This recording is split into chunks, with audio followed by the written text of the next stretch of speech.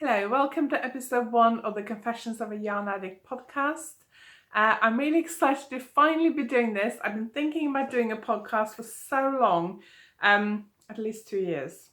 I think I may have actually recorded the official episode 1 a couple of years ago, around this sort of time. And then I just never got around to doing anything more. So we're calling this episode 1, we're starting again. So my name is Anniken and I design knitting patterns, I teach knitting workshops. I live in the southwest of England, in Cornwall, but you may be able to hear from my accent that I'm not British. I'm actually from Norway, and I moved to the UK when I was 20 years old, which is 29 years ago. So that gives away my age as well. I'm really excited to finally be doing a podcast. I've been thinking about this for so long.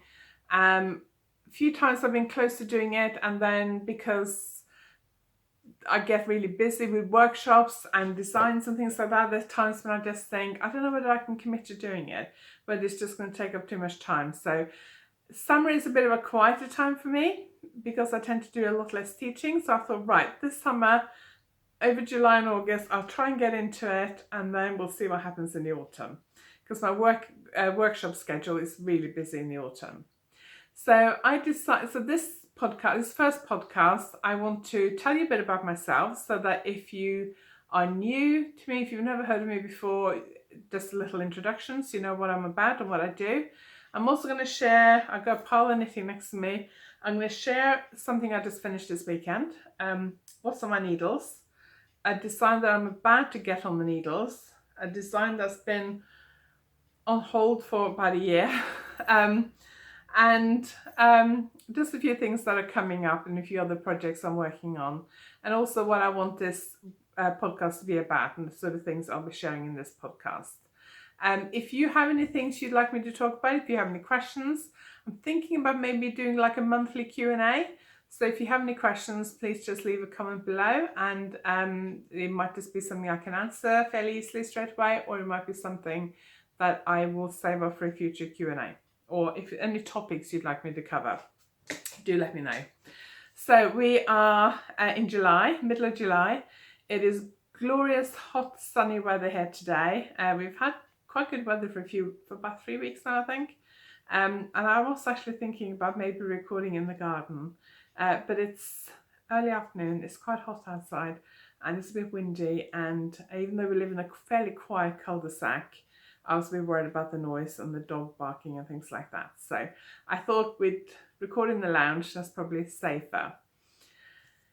So just a little introduction first, tell you a little bit about myself. So if you know me from other places like knitting magazines, my blog, social media, or you've been to any of my workshops, then it's lovely to have you here. Thank you very much for joining me. If you are new to me, if you've never come across me before, then I'm also very thankful that you're here. I hope you enjoy these podcasts. I love your feedback so that I know whether you enjoy what I'm putting out or not. If you like it, I'd love you to subscribe and give me a thumbs up below this video.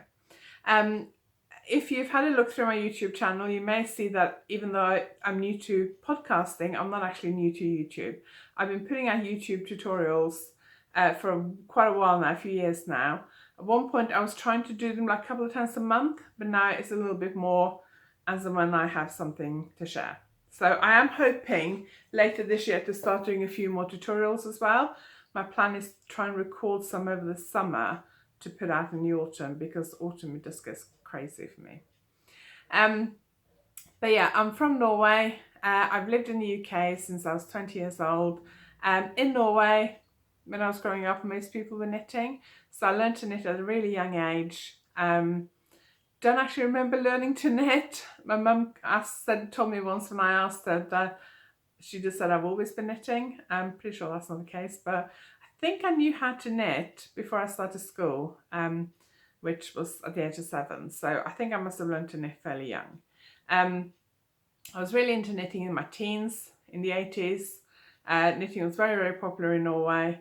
and we used to actually knit in lessons at school. So the teachers didn't mind if we brought our knitting to school with us and knitted during lessons when they were talking. So, you know, taking the register if they were just talking, we just had to listen and not really take notes or anything. Knitted at break and lunchtime and that kind of stuff as well. I never really liked following knitting patterns. I'm the same with cooking. I don't like following recipes. I would much rather cast on and just see where it took me, which led to some interesting mistakes over the years. When I moved to the UK when I was 20, I actually gave up knitting for a while because I couldn't understand British knitting patterns. So my English was pretty much fluent, but knitting is like a different language. You know, I've had friends who are not knitters pick up one of my knitting patterns or a knitting book, and looked at all the abbreviations and gone, what language is this? And I just couldn't understand the terminology, and I didn't know anyone who knitted, so I had nobody who could actually tell me and help me understand it. So for the first few years after I moved here, I was mainly buying patterns in Norway when I went home. But in Norway, back in those days, if you bought a pattern in a yarn shop, you had to buy the yarn to go with it. And that was fine before we had kids, but when our oldest daughter was born, you don't get that much luggage allowance when you travel with a baby, and fitting in a sweater worth of yarn every time we went home just wasn't going to happen. So I gave up knitting for a few years, got into cross stitch instead, and then when my girls were at primary school, I got back into knitting because they wanted those fake fur scarves that are really popular in I guess it was the early noughties, around 2000, something like that. So I got back into knitting and knitted loads of these fake fur novelty scarves one winter. I think I knitted at least 50 of them, sold most of them. And then things just developed from there. I still didn't like following knitting patterns, so I just did my own thing. Started designing, first very simple things, and then that gradually grew and grew and grew. And eventually I started being published in knitting magazines. And then when Ravelry came along, I started uploading my patterns to Ravelry. I met a yarn shop owner through an online knitting forum, and she invited me to teach at her shop, which is Spinny Yarn in Bobby Tracy in Devon. She's actually retired now, and a new lady, Trish, is running the shop. So I started teaching, and then that gradually snowballed, and now I teach regularly in yarn shops around the UK, mainly the south of the UK, south of England and in Wales. And I designed for a lot of knitting magazines. I've had patterns published in most of the British knitting magazines, The Knitter, Simply Knitting, Let's Knit knitting magazine a while ago, Simply Crochet, Inside Crochet, American magazines like Vogue Knitting and some of their sister magazines, Debbie Bliss magazine, which I don't think is around anymore, Interweave magazines, Interweave Crochet, loads of different magazines, even a German magazine, which is quite exciting. I also designed for some yarn companies over the years as well, and contributed to a few books published by an American publisher. And I've written 2 of my own books. I should have had them here to show you, but I don't. But Beaded Lace Knitting and Easy Lace Knits. You can get signed copies of both of those on my website, and I'll leave the link for that below. So that's kind of what I do. At the moment, I do a lot of designing, I teach a lot of workshops. I have a Facebook group called Love of Lace Knitting. Lace knitting is what I'm most well known for. That's kind of what I really fell in love with when I got back into knitting in the early noughties, I guess it was. But as I'm going to show you, my roots really lie in colour work, in Scandinavian colour work, and I'm going to show you a project I'm working on, and there will be a lot more colour work throughout the autumn. So that's just a brief introduction. I'm married. I've got 2 kids who are in their early 20s, early and mid 20s. One's left home, one is at university, so she's home over the summer. And I've got a dog who you may occasionally hear during these videos. At the moment, my daughter took him upstairs with her. I may have to remember to shut him in the kitchen when I record, because if he hears anyone coming past on the road, he will bark. So you may hear him. If you follow me on Instagram, you will have definitely seen Alfie, because I share a lot of videos in my Insta stories for when I walk him and things like that. Anyway, Alfie, our dog, is a miniature pinscher, or a min pin, and we've had him for just over a year. He's a rescue dog from my dog's home in Plymouth, near where we live, and he was 2.5 years old when we got him, so he's 3.5 now, and he's a bundle of joy. He's really good fun, and he's done massive amounts for my health. So that's just a little bit about me. My plan for this podcast is to mainly share things I'm working on, so stuff I'm knitting, stuff that I've finished knitting. I want to talk a little bit about what it's like being a knitting designer and teaching, and I will also tackle some of the popular topics in the knitting community. I've got a few ideas. There's been a lot of discussion lately about inclusivity and diversity in the knitting community, particularly on Instagram, which is where I've mainly been following the discussion. I'm not going to talk about that today because I still need to get my head around a few things. I know what I think about the subject, but I just want to find a way of saying it that doesn't cause more harm to people who this discussion has already caused a lot of harm to. So, but what I want to say is on that topic is that I expect this podcast to be respectful of people from all races, backgrounds, religions, sexualities, gender, size. I want everyone to feel welcome here, and the same in my Facebook group and in my workshops. So if there are any negative comments that may be harmful to people of different races and genders and sexualities and religions and things like that, then I will be moderating them, and I do reserve the right to delete comments that I consider harmful. Anyway, I'm not going to talk too much about that today, but I will be tackling some of those from next week onwards. Another idea I got this morning watching another podcast was about elitism in knitting, which is another thing I have a lot to say about. So that's about some of the things that you can expect from this podcast. If there's anything you'd like me to talk about, just leave a comment below and I will do that. So I want to start by sharing something I finished. So I actually finished something this weekend. I actually finished something next week, and it's hanging on my dress form over there. It's a sweater, but I'm not going to share that. I'll wait till a bit closer to when I release the pattern. But if you follow me on social media, I'm YarnAddict Annie. I'll leave the links below on Instagram and Twitter, and I'll share some photos of this sweater there over the next few days. But I finished this weekend, so this is a shawl. It's quite big, so it's difficult to show it on this video. I don't really want to put it on because it's really hot today, but I will kind of put it on so you can get an idea of what it looks like on. It was actually off the blocking board this morning, so it is freshly blocked. It's really hot today, so I don't really want to be wearing this. So you can just, I'm quite big. I'm tall and I'm also quite big, so it wraps around me quite nicely. I will probably mainly wear it as a scarf, so kind of bundle up like that. I think in the winter is probably how I'll wear it mainly. But the yarn is Zauberball 100 from Shawls. It's a German yarn company which I stock in my online shop, and I've been wanting to knit with this colour for a while.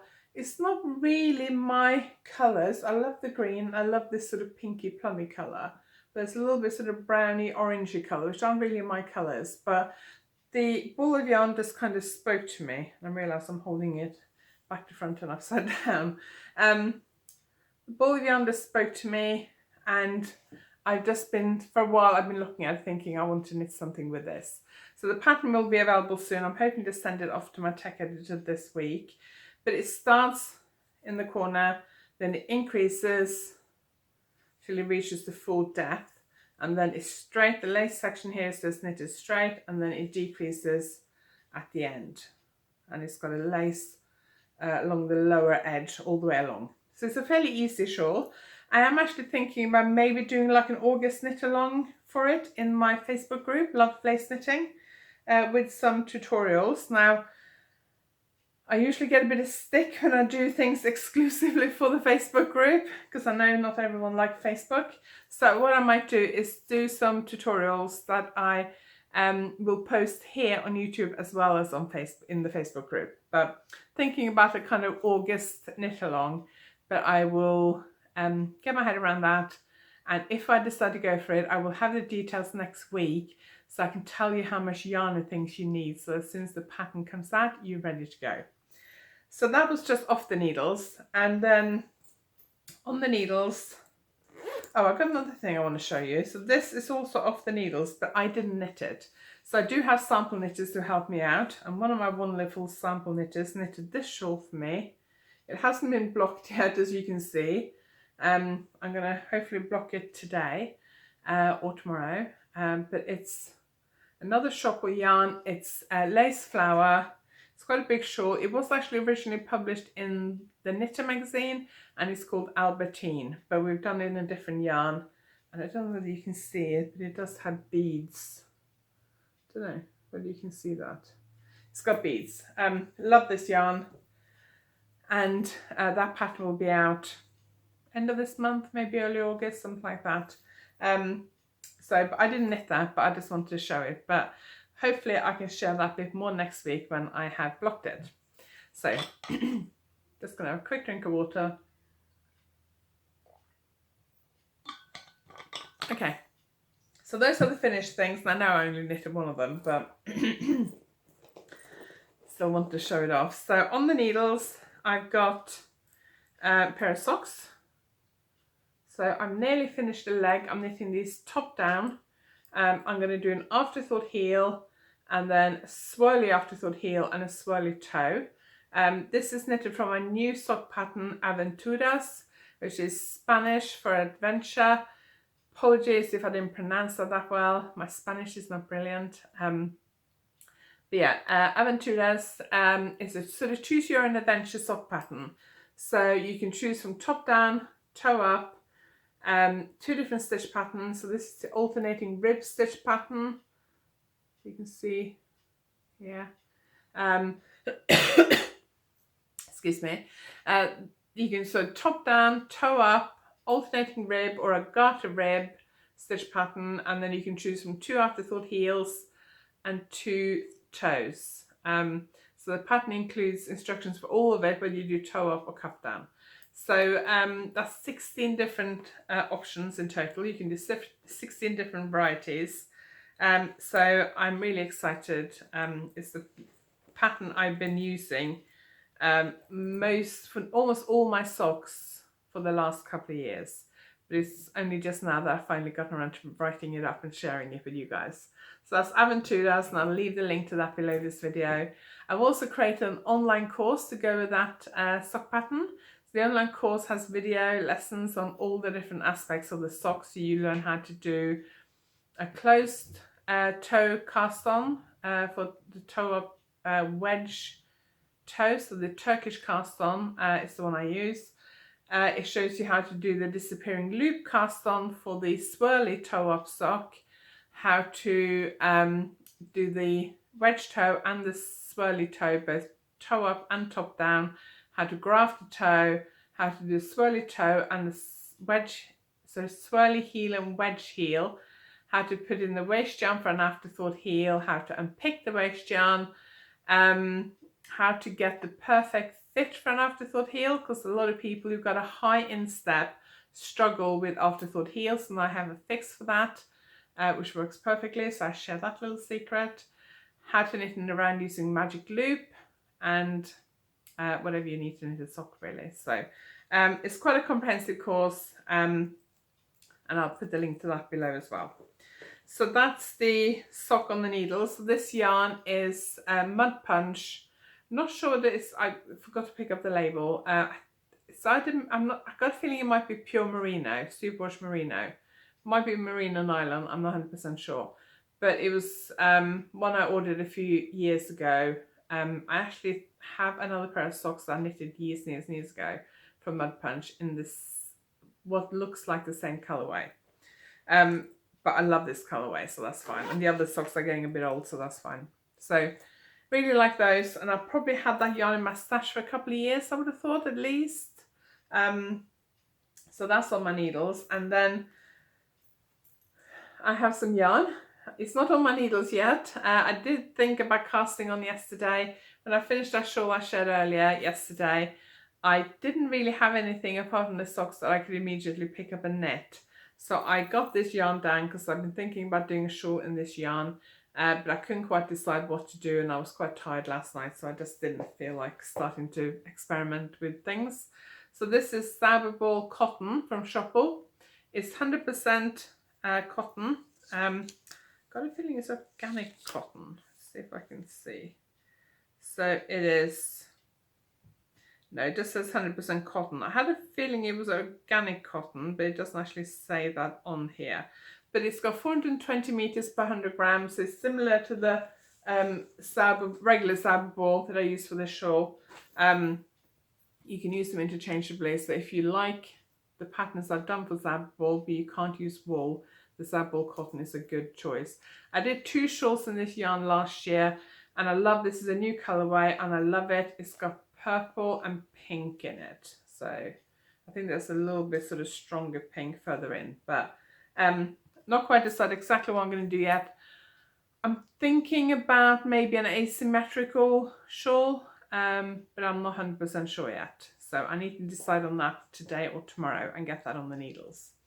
And then last night when I was in there thinking, shall I knit on my socks? And I thought, don't fancy knitting socks. I looked down on the floor, and next to me I found my Fringe Supply Company project bag. And I thought, oh, there's something in there I haven't touched for a while. So I cast on for this yoke a year ago, probably over a year ago. I think I abandoned it about a year ago. And when I abandoned it, it was quite a bit longer. It was probably about, it was this section here. I'd done twice as much of that plus a bit more. So I picked it up, decided I needed more increases, so I ripped out a big chunk. Like, I think I probably ripped out about that much. Did some increases, wasn't happy about the stitch pattern I was doing, wasn't quite sure what I wanted to do with it, so I put it down again. And then earlier this year I picked it up again for a while, but I still wasn't happy. And then last night I picked it up again, and the first thing I did was rip out about 10 rounds. And I had a lot of stitches because I'd done some extra increases, so I had more stitches than I do now, and I've got over 300 now, I think. So what I've decided to do with this, it was originally going to be a sweater. I've actually decided to turn it into a poncho. But it's got beautiful yoke. It's got, I don't know if you can see this, it's got beads in it. It's got beads here as well. Love the yoke. So I'm going to do this. It's the same as the one that's up here. I'm going to do another repeat of this bit, and then see how long it is. I want it kind of like elbow length, I think. So something that you can just kind of pop over your long sleeve sweater or something to keep your shoulders warm. So I'm actually thinking about releasing a colourwork collection. So when I grew up in Norway as a teenager and in my early 20s, I knitted a lot of colourwork sweaters, and stranded colourwork is really popular in Norway. You've all seen the traditional Norwegian ski sweaters, I'm sure. And that was the kind of stuff that I used to knit. And then when I got back into knitting again in the early to mid noughties, I really got into lace knitting. And for years, I didn't do any colour work at all. And then probably about nearly 10 years ago, I started doing a little bit of colour work, but mainly for magazines. So maybe 1 or 2 sweaters once a year, every couple of years, something like that. And I also did a few mitten patterns, but not a lot. But for the last year, I felt really drawn to doing more colour work. My colour work classes have actually been the most popular classes that I've taught over the last year or so. So I think that tells me that colour work is on the way back in. I'm not sure it ever went out, but so I've decided this autumn that I will release a colour work collection. So this will be one of the patterns. I'm hoping to have 2 patterns ready for YarnAddict in September, at the end of September. But I'm away for the first half of September, and to be able to get them printed in time for Yarn Day, I really need to finish the patterns and have most of the tech editing done, if not all the tech editing done, before I go on holiday at the end of August, which means I don't have that much time. So which is why I decided to pick this up. So I'm going to try and finish this over the next week or so, which may mean putting this shawl on hold a little bit, because I really want to crack on with this. But yeah, really like it. I've got a plan for another sweater, which will be a top-down circular yoke sweater, which has just like a band of colour work on the yoke, so it'll be a bit simpler. And then I've also got plans for a steeked sweater. So steek is when you knit something in the round to the shoulders, and then you cut a hole for the sleeves. So I'm planning that as well. I'm also thinking about creating an online course to go with it this autumn, but we'll see how things pan out for August to see when I have time to do it. So that's what's on my needles at the moment. I also have a commission for a local yarn company, which I need to get on the needles, so I need to probably get thinking about that in the next week or so. So plenty to keep me busy.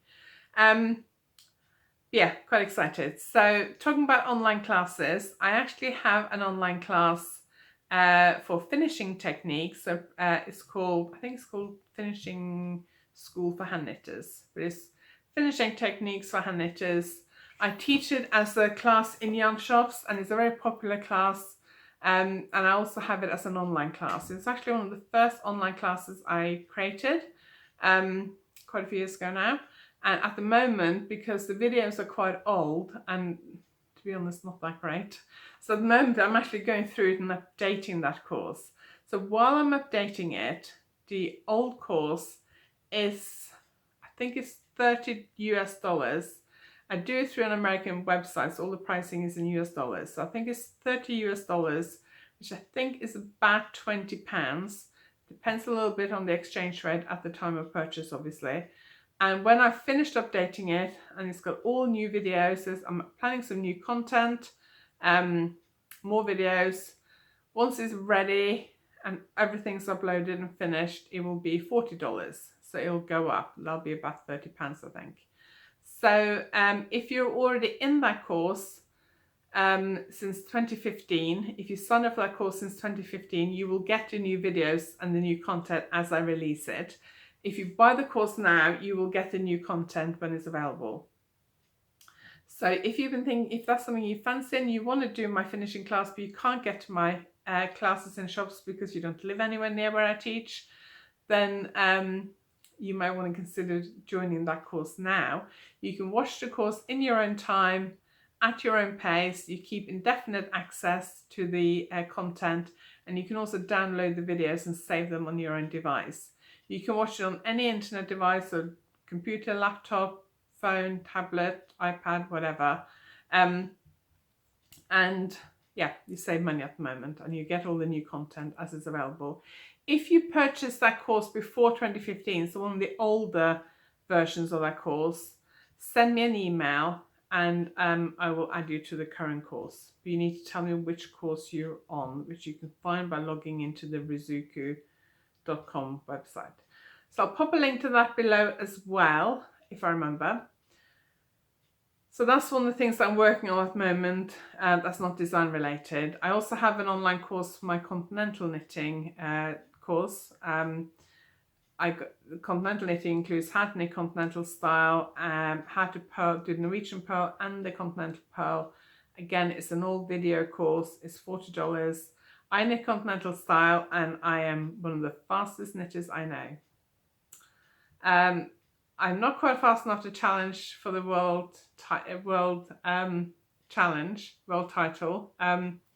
Guinness World Record holder. I mean, it's last time I checked, it was held by a Dutch lady, and I believe she's a continental knitter as well. But I would love to be able to knit as fast as her, but I'm not quite there. I think the record is like 118 stitches a minute.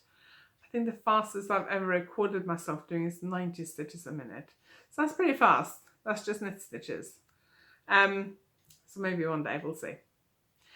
Okay, so that's some of the things I'm up to at the moment. That's shared what's on my needles and what's coming up. So if you have any questions, please leave a message below. If you like the podcast, I'd love to hear from you. If you have any suggestions for things I can talk about, then I'd love to hear from you. And if you're on Instagram or Twitter, please follow me. My username is YarnAddict Annie.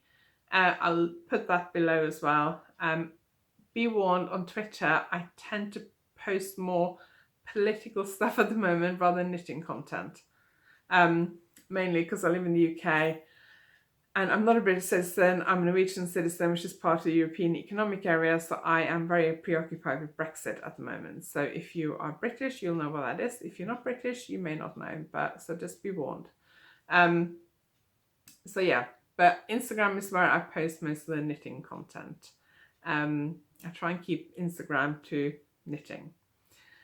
And also sharing a bit about what's going on in my personal life. So walking the dog, visiting beautiful places in Cornwall, that kind of thing. Okay, so that's all I've got. Oh, one more thing, which I almost forgot. This popped through my letterbox the other day. It's Simply Knitting.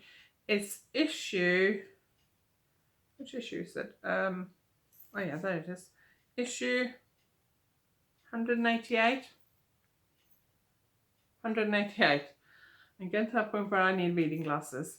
So it's issue 188 and I have a pattern in it, this shawl scarf up here. It's not actually a new pattern. It was actually a pattern I designed for, I think it was Knit Today a few years ago. Knit Today, which doesn't actually exist anymore, was owned by the same publisher that publishes Simply Knitting. So they've obviously decided to re-release it. So that's the shawl, or scarf rather. It's very pretty. It's got a very pretty lace pattern in it. It is knitted in Juniper Moon Farm Findlay, which is a merino silk blend. It's gorgeous. It's a really nice yarn to knit with. And it just takes one ball. So you need a yarn that has, I think that has about 700 and something meters. So if you have a yarn that has about 800 meters, you'll be fine. Yeah, I really like that scarf. I don't know if you can see it here, but you can kind of see a close-up of the stitch pattern. It's got this daisy stitch pattern here, which is a little bit more challenging to do, but quite good fun. So what the knitter says about, Simply Knitting, sorry, says about it, the rich purple of this shawl and the lace patterns are so pretty and fun to knit. It's a perfect choice to wear on a cool summer's evening or dressing up a simple tea. You can also wear it as a scarf in the winter. So if you're in the shops and you fancy a bit of knitting content, then look out for Simply Knitting. It's also, it also came with like a pattern booklet for, I think it was toys or something. I put it aside to give it to a friend who's into that kind of thing. And then it also had this guide for UK Yarn Shop guide, which includes some knitting, includes some discount vouchers. But it's kind of organized into areas, the regions, and it tells you about some of the yarn shops in those regions. So if you're traveling around the UK over the summer, several yarn shops here I know, which is nice. Some yarn shops that weren't in here, which I was disappointed to see, so I don't know how they chose them. There is a little article in here about the Knitting Hotel in Dawlish in Devon. That's ladies of the Knitting Hotel. That's Belinda who runs it, her lovely chef and her lovely friend who helps her out a lot. And I'm not sure who the lady in the yellow is, but and that's their ad on the back as well. The Knitting Hotel is in Dawlish in Devon. It's really good fun. They do knitting retreats, like long weekend knitting retreats. And I've been teaching there a few times. So I'm teaching there again next year. I think this year is all fully booked, but I think most of my workshops for next year are fully booked. But there is one which is listed here, which is 26th to 29th of November next year, so 2020. I'm doing a 2-day workshop for how to knit garments. I did a workshop a few weeks ago, beginning of June or something like that, and it was really good fun. It's a fabulous place, so just Google the Knitting Hotel, or the website is theknittinghotel.co.uk if you fancy a bit of a knitting holiday in Devon. Okay, So that's it, that's all I've got. We've gone over the half-an-hour mark, but not by much. So thank you very much for joining me for this first episode of the Confessions of a Yarn Addict podcast. I'll be back next week. I got to work out exactly which days are best to film on and best to release it on, and decide whether I release it when in the week to release it. So I might experiment a bit with that over the summer to see what works with my schedule. And I might also try and do a few vlogs over the summer when I take my knitting out and about with me. So I hope you enjoyed that. Thank you for joining me, and I hope to see you again next week. Please subscribe below and give me a thumbs up if you enjoyed watching this podcast. And you can find all the links to everything I talked about below this video. Have a lovely day. Thank you.